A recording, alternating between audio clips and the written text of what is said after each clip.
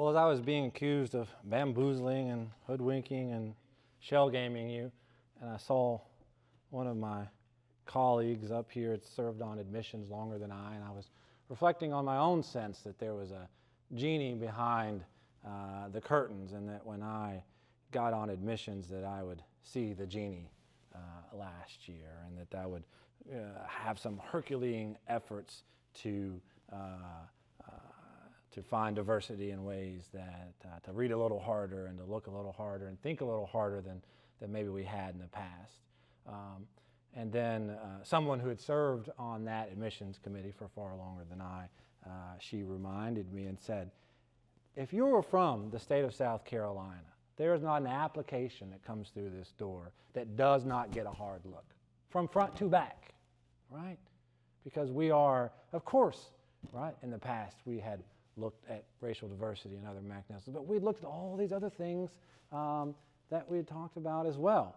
And so it was interesting to me that there really was, yes, we had a commitment to diversity, but there was no genie there. There was just a stack of applications this tall from all of you who are now here and some of you that may not, and everyone got a hard look. So, you know, I don't know what this enterprise is of which we speak. It certainly doesn't exist here at the University of South Carolina School of Law. But to finish and summarize what I had said earlier, DEI has been misunderstood and caricatured as promoting quotas, discrimination, the end of merit, right? But those things are clearly illegal.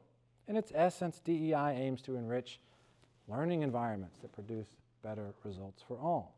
Social science support couldn't be clearer on this point. And rather than going too far, it needs to go further. Maybe not at the University of South Carolina, because as I suggested, everyone's already getting a really hard look. But maybe at some other schools, they need to go harder. And doing so doesn't require that we sacrifice merit. As I said to you earlier, none of us can assess true merit based solely upon a GPA or an SAT.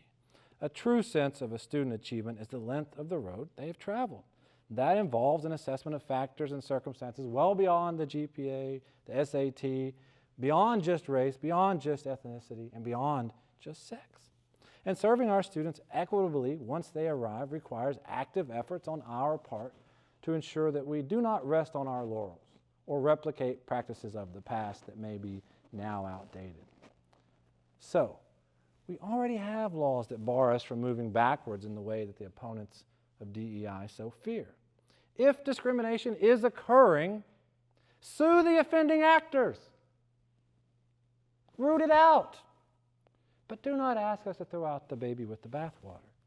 We have a choice to make about what type of country we want, and it requires us to summon the courage to ensure our campuses are more diverse, more equitable, and more inclusive than they've ever been before, and that we continue to march forward on the path toward a more perfect union. Thank you so much.